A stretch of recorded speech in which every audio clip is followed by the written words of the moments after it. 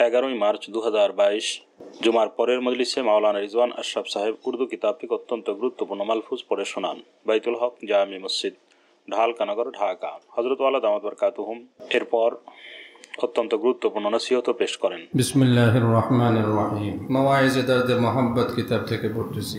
न जाने अल्लाह ताला किस वक़्त बुला ले, किसी की गारंटी नहीं है कि हम लोग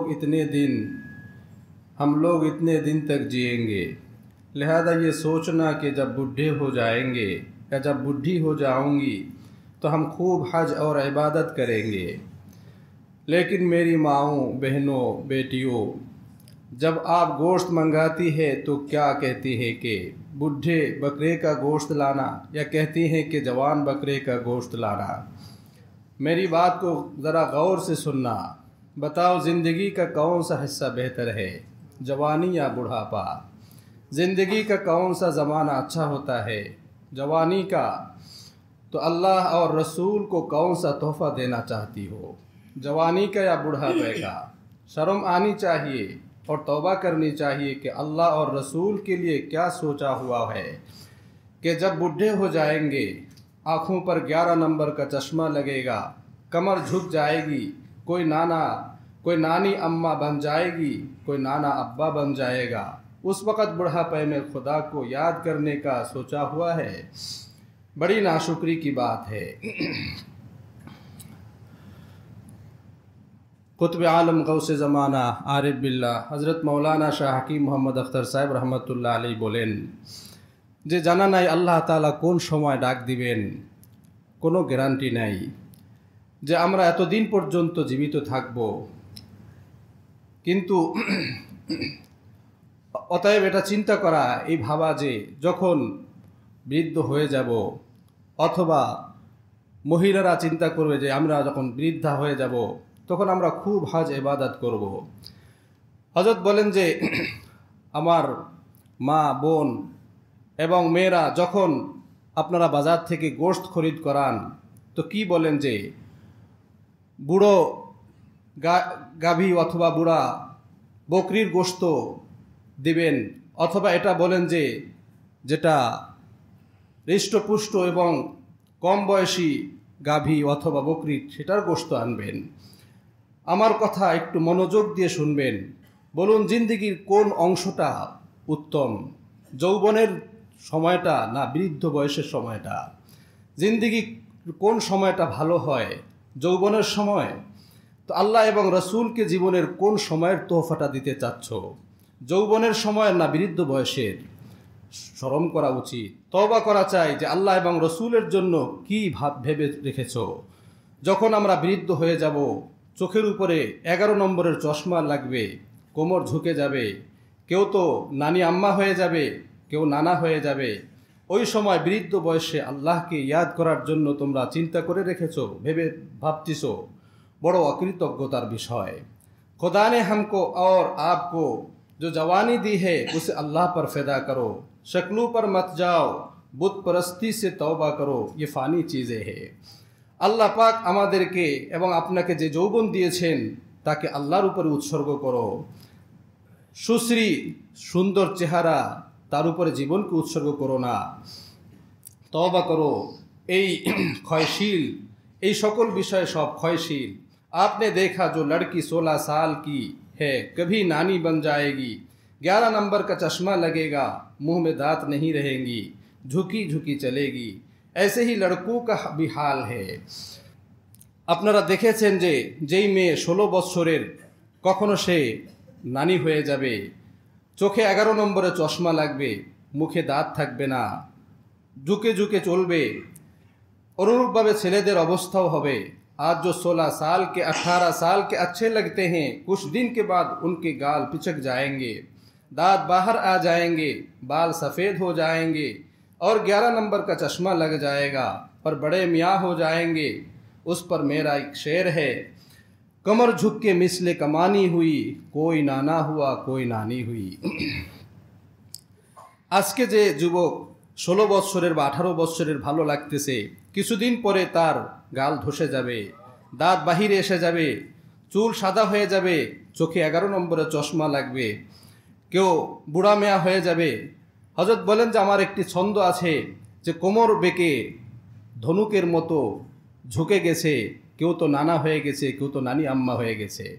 लिहाजा ज़ाहिरी हुस्न पर मत जाओ, अपने अल्लाह को याद करो।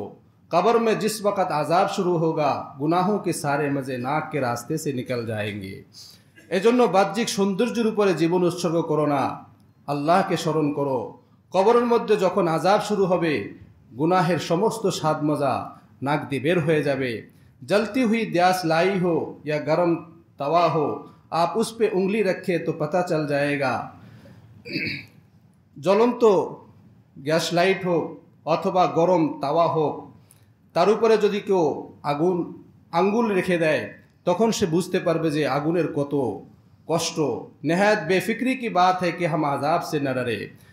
এটা অত্যন্ত বেফিক্রি, নিশ্চিন্ত থাকার বিষয় যে আমরা আযাব থেকে ভয় পাই না। जब खबर देने वाला सादिक और अमीन है, जिसकी सदाकत की गवाही दुश्मन भी देते थे। इसलिए अल्लाह ताला के लाडले रसूल सल्लल्लाहु अलैहि वसल्लम ने जो फरमाया उस पर ईमान लाओ, यकीन करो। যখন সংবাদদাতা সত্যবাদী, বিশ্বস্ত, যার সত্যবাদিতা সম্পর্কে শত্রুরাও সাক্ষ্য দিত, এজন্য আল্লাহ তাআলার প্রিয় রসুল সাল্লাল্লাহু अलैहि वसल्लम যা বলেছেন তার উপরে ईमान आनो, विश्वास करो।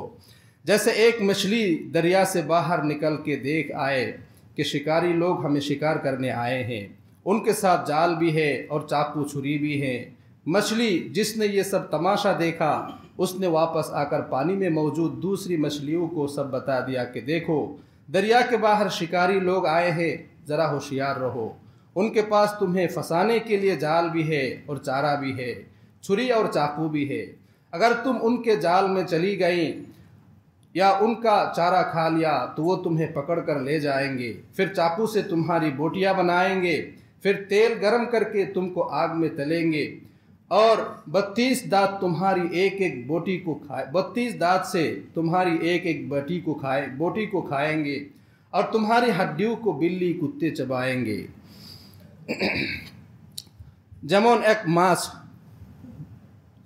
নদী থেকে বের হয়ে দেখে আসলো যে শিকারী লোকেরা মাছদেরকে শিকার করার জন্য তারা এসেছে, তাদের সঙ্গে জালও আছে, চাকু ছুরিও আছে। মাছ যখন এই সব দেখে আসলো, অন্যান্য মাছদেরকে বলল, দেখো এই নদীর বাহিরে শিকারী লোকেরা বসে আছে, তোমরা সাবধান থাকো। তাদের নিকটে তোমাদেরকে ধরার জন্য জালও আছে এবং খাবার দাবারও আছে, ছুরি চাকুও আছে। যদি তোমরা তাদের জালের মধ্যে আটকা পড়ো, তাদের এই দেওয়া খাবার দাবার তোমরা খাও, তাহলে তোমাদেরকে তারা ধরে নিয়ে যাবে।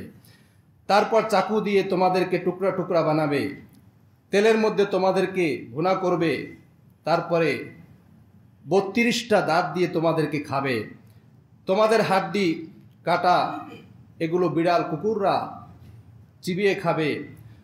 मछलियाँ कहती है कि ये हमें बेवकूफ़ बना रही है, चारा खाओ और आयश करो।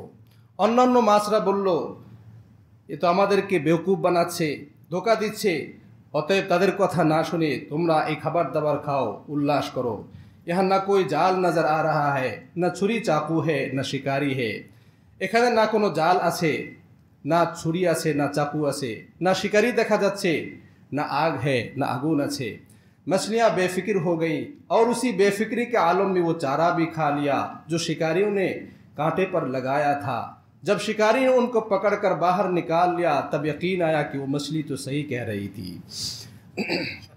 সকল মাছ নিশ্চিন্ত হয়ে গেল এবং নিশ্চিন্ত হয়ে তারা এই শিকারীদের দেয়া খাবার দাবার খেয়ে নিল, যা তারা বড়শির মধ্যে আটকে দিয়েছিল।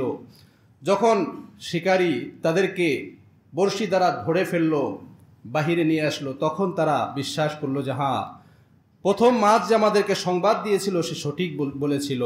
शिकारियों ने इन मछलियों को काट कर बोटियाँ बना दी, फिर तेल पकाकर उनके कबाब बना दिए, उनको पका रहे हैं, फिर उनको 32 दांतों से चबाया।